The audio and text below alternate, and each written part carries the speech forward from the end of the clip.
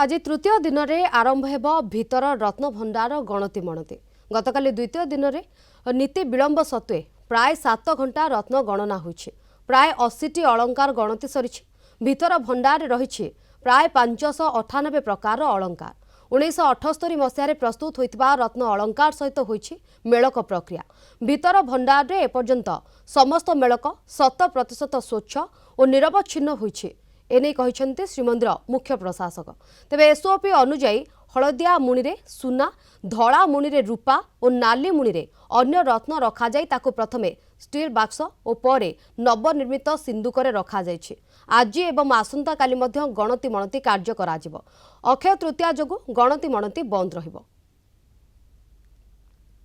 विलंब हेतिले मध्य पाखापाखि 7 घंटा धरी ए कार्यक्रम चलथिला। आमे 12:30 पाखापाखि 12:25 पाखापाखि आमे 12 रत्न भंडार ताला खोलिथिले एवं परवर्ती पर्याय मजिस्ट्रेट को सामना रे ट्रेजरी रो चाबी आस्तला ए हिसाब रे भीतर रत्न भंडार ताला खोलथिला एवं कार्यक्रम बहुत सुचारू रूपे संपादित हेछि।